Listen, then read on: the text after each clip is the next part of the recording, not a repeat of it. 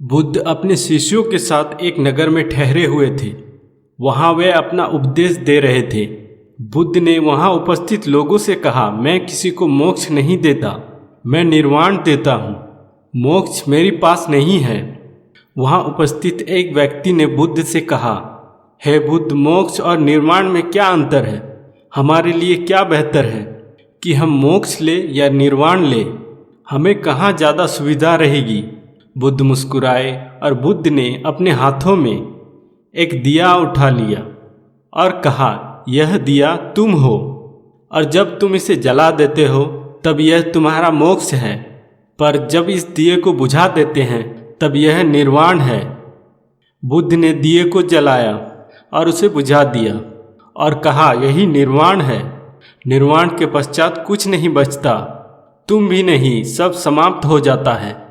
निर्वाण के बाद कुछ नहीं बचता। इस बात से वहाँ बैठे बहुत सारे लोगों को धक्का लगा। उन्होंने कहा, हम ऐसे निर्वाण की ओर क्यों जाए जहाँ हम ही नहीं होंगे? हमें तो मोक्ष ही प्यारा है। कम से कम हम अपने प्रभु के चरणों में तो होंगे। यह कहकर वहाँ से बहुत सारे लोग उठकर चले गए।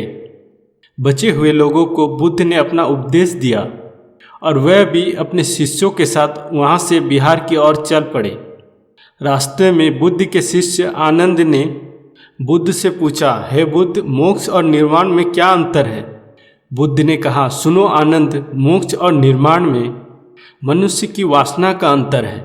जहाँ वासना होती है वहाँ मोक्ष या निर्वाण हो ही नहीं सकता। मोक्ष में मनुष्य की वासना सम्मिलित हो गई है। वह चाहता है कि उसकी वासना है उसे मोक्ष मिले और वह बेहतर जिंदगी जिए, एक दिव्य जिंदगी जिए जहाँ वह रहे, और इसी वासना के कारण उसे कभी मोक्ष नहीं मिलेगा। यही वासना उसे मोक्ष की ओर जाने नहीं देगी। इसलिए मैंने निर्वाण की बात की है। मोक्ष के लिए मनुष्य की अपनी वासना को त्याग करना पड़ता है, और जहाँ वासना नहीं होती वहाँ वह मनुष्य भी नहीं रहता, और जहाँ वह समाप्त हो जाता है वहीं उसे निर्वाण प्राप्त होता है। आनंद ने कहा, हे बुद्ध, मैं आपकी बात समझ गया हूँ, पर क्या आप मुझे कोई और उदाहरण दे सकते हैं?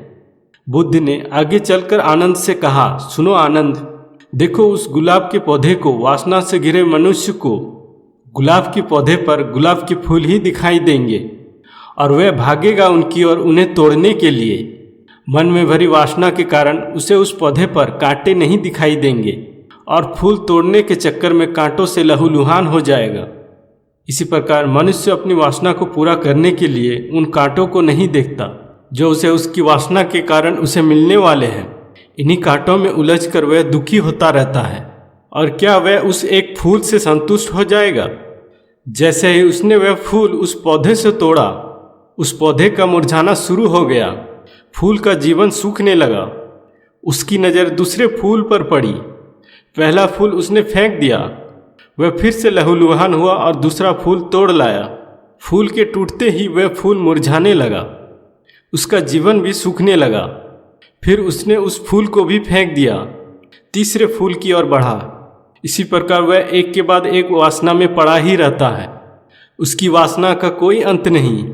और जब इस व्यक्ति को मोक्ष के बारे में पता चलता है तो वह वासना नहीं छोड़ता, बल्कि उसकी वासना और बड़ी हो जाती है, क्योंकि अब वह एक फूल नहीं चाहता, वह फूलों का पूरा बगीचा ही चाहता है। हर रंग और हर तरह के फूल चाहता है। ऐसे फूल चाहता है जो कभी न मुरझाए और जिन्हें वह तोड़ता रहे और उनमें कांटे भी ना हो, या उन पर कांटे हो तो उनका असर ना करे। आनंद ने कहा, क्या ऐसा हो सकता है? नहीं भगवान, यह संभव नहीं है। बुद्ध ने कहा, तो फिर इंसान को मोक्ष कैसे मिलेगा? वासना के साथ किसी को मोक्ष की प्राप्ति नहीं होती। इनके लिए तो मोक्ष ही वासना बन गई है। आनंद ने कहा, हे बुद्ध, इस सापेक्ष में निर्वाण की क्या स्थिति है? बुद्ध ने कहा, एक व्यक्ति जो गुलाब के पौधे को देखता है तो उसकी नज़र उसके जड़ों पर, उसके कांटों पर, उसके फूलों पर है। वह पहले कांटे देखता है। वह जानता है कि फूल की रक्षा के लिए कांटे हैं, इसलिए फूल को तोड़ना अच्छा नहीं है। इसलिए वह फूल के खिले हुए का आनंद लेता है। वह पूरे बगीचे को एक साथ देखता है। वह कांटे भी देखता है, वह फूल भी देखता है। वह कांटों की दुख को भी समझता है, फूल की खुशी को भी जानता है। वह फूल को तोड़ता नहीं, बल्कि वह जानता है, क्योंकि उस फूल को तोड़ने पर उसके प्राण चले जाएंगे। वह फूल से भी उतना ही आनंदित है जितना कि एक बगीचे से हो सकता है। निर्वाण लालच नहीं देता, वासना नहीं देता। निर्वाण पर चलने वाला व्यक्ति वासना से मुक्त हो जाता है, क्योंकि इस रास्ते पर वह खुद ही समाप्त हो जाता है। हमारे होने का एकमात्र कारण हमारी वासना है। वासना नहीं तो हम नहीं।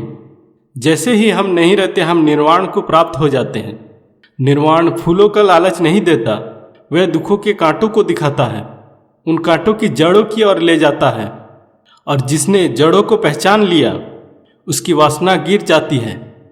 मोक्ष में बचे रहने का लालच है, वासना है, जो मनुष्य की खुद की समझ के कारण उत्पन्न हो गया है। जबकि निर्वाण में समाप्त हो जाना है, वहाँ कुछ नहीं बचता, इसलिए वासना या लालच भी नहीं रहता। इस रास्ते पर वही मनुष्य चल सकता है जो मनुष्य खुद को मिटाने के लिए तैयार हो। आनंद ने कहा, मुझे ये समझाने के लिए हे बुद्ध, आपका बहुत बहुत धन्यवाद।